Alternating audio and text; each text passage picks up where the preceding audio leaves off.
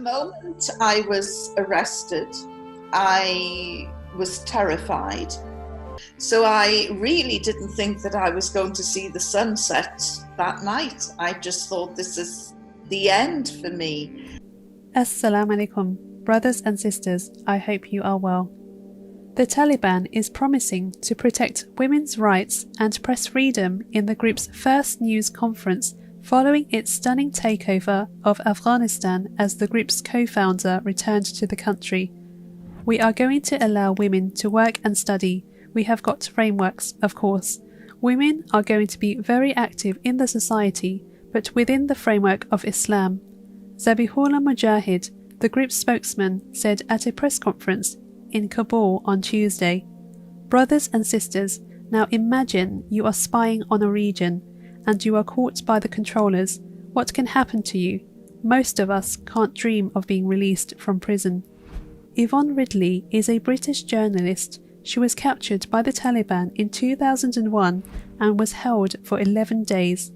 She entered Afghanistan from the borders of Pakistan illegally and spent 2 days undercover. It was on her return, travelling with her guides, that she was uncovered when the donkey she was on bolted and her camera was seen by a Taliban soldier. She was accused of being a spy, which carried a death sentence, and at the very least faced jail for illegally entering Afghanistan. She said in her book, In the Hands of the Taliban, that while she was in captivity, she was treated with respect by the men of the Taliban and was subsequently amazed by their courtesy. All men that she came in contact with lowered their gazes to her, which left her bewildered. The moment I was arrested, I was terrified because I had fallen for all of the Western propaganda that these were brutal, evil men who hated women. So I really didn't think that I was going to see the sunset that night. I just thought this is the end for me. When they were talking to me, they kept looking away. They looked at the ceiling, they looked at the floor, they looked out of the window, they looked anywhere but at me. And I just thought, they can't look me in the eye because they know that they're going to kill me and they're feeling too guilty. When of course I learned later that they were showing me respect by not staring at me. So it was a real clash of cultures. They kept responding to me when I was rude, aggressive. I threw things at them, I spat at them. They kept saying, "Why are you behaving like this? You were our guest. We want you to be happy." And I'm thinking, why are they acting like this? They're supposed to be evil and brutal. This is obviously a game that they're playing, like a cat and a mouse. They're going to let me think that they're really nice, and then at the last minute the claws will come out. But in truth, they never laid a finger on me. They never touched me. They didn't respond in an aggressive manner. She had initially thought they had already decided to have her executed and therefore could not look her in the eyes. Only later did she discover they were showing her a sign of respect. While in captivity, she gave the undertaking to read the Quran and study Islam if they let her go, fulfilling the promise and setting out on what she described as an academic exercise. She said she was shocked to discover the Quran makes it clear that women are equal in spirituality, worth, and education. What everyone forgets is that Islam is perfect, people are not. She reverted to Islam in the middle of 2003, claiming that her new faith has helped put behind her broken marriages and embrace the biggest and the best family in the world. Allahu Akbar. She was released on humanitarian grounds even after the war started. And after 11 days, I was released on humanitarian grounds, even after the war had started. And the journalists were shouting, "How did the Taliban treat you?" And I'm walking towards my colleagues, from the Pakistan media, and I thought, you know, these guys treated me with courtesy and respect. And then I thought, gosh, how did I treat them? And I thought, I nearly stopped and I nearly turned around to go back to say, look, I'm really sorry I was so rude. But I thought, if I stop and turn around, they'll say, oh my goodness, she's coming back, and then they would shoot me.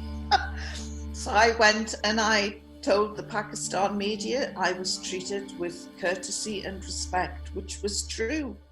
But I will, if you release me, I will read your holy book and I will study Islam. When I got back to London, it would have been easy for me to think, well, I'm not keeping my promise.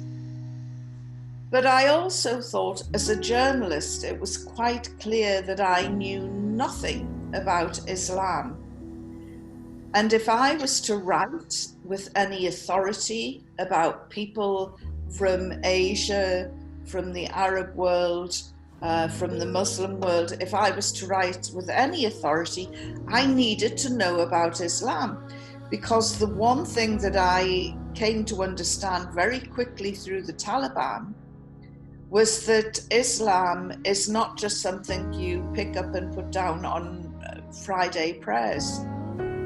It is a way of life. It is the way you eat, the way you sleep, the way you think, the way you pray, the way you dress, the way everything. It's a whole life support system.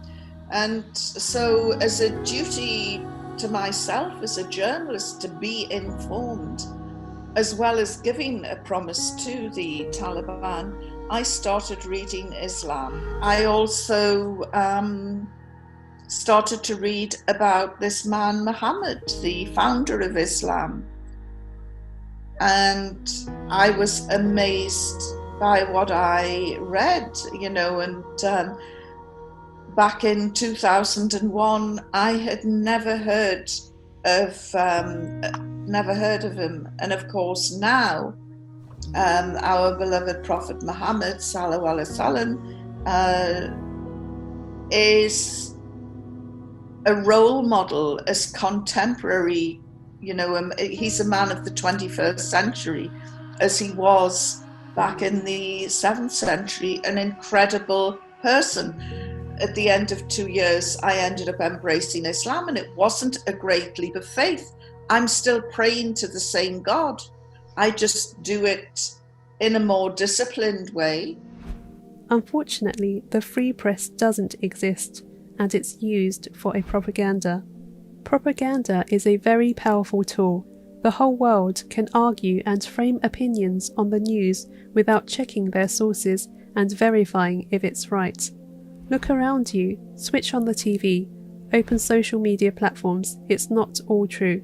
It reminds me of Umar bin Khattab, may Allah be pleased with him, saying, you don't really know a person until you live with him, travel with him, or do business with him. May Allah subhanahu wa ta'ala grant us deep understanding. Ameen. That's it for today, guys. I hope you like the video. Let us know your thoughts in the comment section. Hit the thumbs up button, subscribe to the channel, turn on the notification bell, share this video with your friends and family. Until next time, Assalamu alaikum.